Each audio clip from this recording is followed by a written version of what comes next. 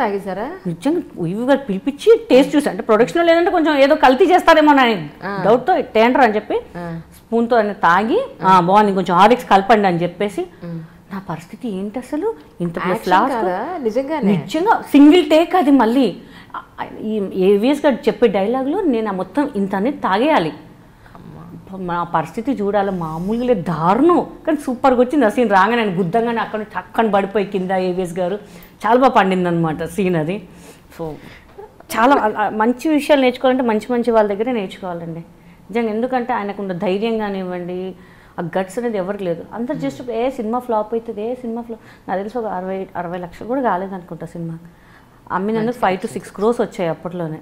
అప్పుడు గీతా సింగ్ నువ్వు లక్కీ అమ్మా అంటే కున్న ఫేమ్ వస్తేనే లక్కీ, ఫేమ్ లేకపోతే ఏమీ లేదు మనకి ఇక్కడ. అదొక్కటే అనుకుంటాను. అసలు కమిడియన్గా వచ్చాను అంటే ఆయన చేతుల మీదనే వచ్చాను. సో చాలా హ్యాపీ అనమాట. అసలు అలా జరుగుతుంది అనమాట. అంటే ఆ షూటింగ్ జరిగిన రోజుల్లో ఆయనతో మర్చిపోలేని సంఘటన ఏదైనా ఉందండి?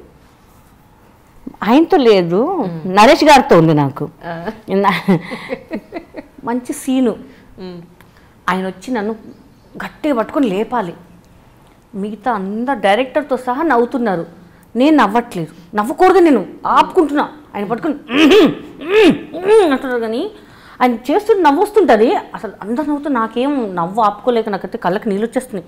ఎందుకు ఏడుస్తున్నావు అంటే, లేదంటే నవ్వు ఆపుకోలేక కళ్ళకి నుంచి నీళ్ళు వస్తున్నాయండి నాకు అని చెప్పా. ఆయన ఇట్లా పట్టుకొని ఇలా తూడ్చాడు, నన్ను తూడ్చేసి ఎత్తడానికి ప్రయత్నించారు. సో అది మాత్రమే మర్చిపోలేను అసలు సీన్, అస్సలు మర్చిపోలేను అసలు నేను. Beautiful scene. ఇంకొకటి ఫైట్ సీన్ ఒకటి, ఆయన గుడి దగ్గర ఫైట్ చేస్తా. ఆయనకు అసలు చెట్టు ఎక్కడం కూడా రాదు అసలు. ఇలా చూడగా టక్ టక్ టక్ టక్ టక్ ఎక్కేసారు అందరూ. డైరెక్టర్ గారు షాకు, ఏంట్రా కోతిలాగా అట్లా ఎక్కేసారు ఒకటేసారి అంటే, ఏమో గీతా సింగ్ లుక్ ఇచ్చింది కదా ఎక్కేసాను అన్నారు ఆయన.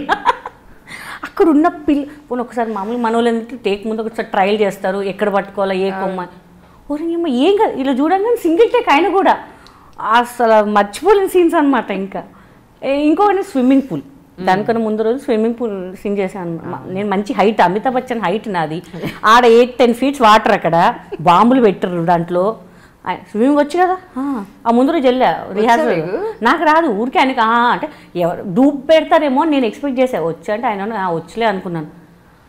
చూస్తే అందరు ఉన్నారు, దూకాలన్నా కానీ దూకాలనా ఇప్పుడు నాకు అన్న ఫైటర్స్ అన్నాను, చూడండి అన్న అసలే మంచి హైట్ ఉన్నదని ఒకదాన్ని వచ్చి చూడు మునిగిపోతే ఏంటి, నీకేం కాదమ్మా దూకపోతే నా బాంబు పుస్తన్నది. ఓరి బాంబులు కూడా పెట్టారా దీంట్లో మీరు, నా బతికి ఏంటి దేవుడా.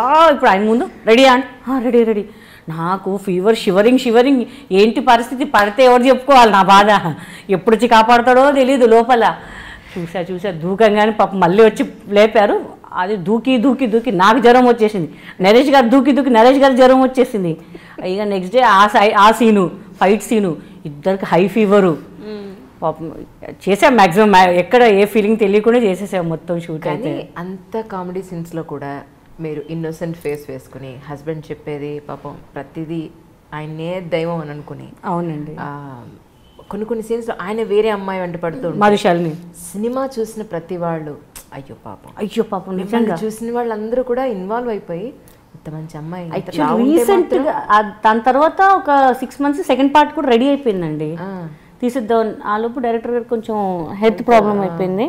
కానీ నాకు తీసుంటే ఇంకా ఎక్కడో అసలు ఇంకా బాగుండేది ఇంకా అసలు.